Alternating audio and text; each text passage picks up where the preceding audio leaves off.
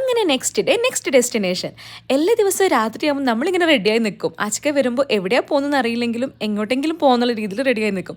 പക്ഷേ ഇന്ന് ഞാൻ ഭയങ്കര എക്സൈറ്റഡ് ആയിരുന്നു. കാരണം ഞാൻ പോകാൻ ആഗ്രഹിച്ച സ്ഥലമാണ്. കഴിഞ്ഞ പ്രാവശ്യം വന്നപ്പോൾ നമ്മൾ സീസണൽ ടൈമാണ് വന്നിട്ടായിരുന്നു. ഒരു ഈദ് ടൈമായിരുന്നു നമ്മൾ കഴിഞ്ഞ പ്രാവശ്യം വന്നിട്ടുണ്ടായത്. അപ്പോൾ ഇതൊക്കെ ഫുൾ ബുക്കിംഗ് ആയിരുന്നു. നമുക്ക് ബുക്കിംഗ് കിട്ടിയിട്ടുണ്ടായിട്ടില്ല. പക്ഷേ ഇപ്രാവശ്യം നമുക്ക് വേഗം കിട്ടിയിട്ടുണ്ടായിരുന്നു. അങ്ങനെ ഇപ്പോൾ വന്നത് ഈ ഹോട്ടലിലേക്കാണ്. ഇവിടെ 2 മണിക്കൂർ ജേണിയാണ്. അടിപൊളിയായത്. ഇവിടുത്തെ ആംബിയൻസും മ്യൂസിക്കും പിന്നെ ഫാമിലിയായിട്ട് ഒരു 2 hours അടിപൊളിയായിട്ട് സ്പെൻഡ് ചെയ്യാം. അങ്ങനെ ഇവിടെ വന്നപ്പോൾ തന്നെ വെൽക്കം ഡ്രിങ്ക് കിട്ടിയിട്ടുണ്ട്. അതൊക്കെ കുടിച്ചിങ്ങനെ ഇരിക്കുമ്പോൾ അവർ ഫുഡ് സെർവ് ചെയ്യുന്നുണ്ടായിരുന്നു. കോംപ്ലിമെൻ്ററി ആയിട്ട് ഫുഡ് ഉണ്ടായിരുന്നു. കുറച്ച് സാലഡും മെയിൻ ഡിഷസൊക്കെ ആയിട്ട് ഒരു ഡീസൻറ്റ് ബുഫേറ്റ് ഉണ്ടായിരുന്നു. അപ്പോൾ അതൊക്കെ എൻജോയ് ചെയ്തു. അതൊക്കെ എൻജോയ് ചെയ്യുന്നതിൻ്റെ കൂടെ തന്നെ ഇവർ പ്രോഗ്രാംസ് നടക്കുന്നുണ്ടായിരുന്നു. കൾച്ചറൽ ഡാൻസും പിന്നെ കുറച്ച് അങ്ങനത്തെ പ്രോഗ്രാംസൊക്കെ നടക്കുന്നുണ്ടായിരുന്നു. ഇതിൻ്റെ ഇടയിൽ ഐബിക്കും ഒരു ചാൻസ് കിട്ടി. അവർ കുട്ടികളെ നല്ല രീതിയിൽ എൻഗേജ് ചെയ്ത് വെക്കുന്നുണ്ടായിരുന്നു. ഐബിനേക്കാൾ വലിയ ഇത് കൊടുത്തിട്ട് കളിക്കുമ്പോൾ പക്ഷേ ക്യൂട്ടായിരുന്നു കാണാൻ.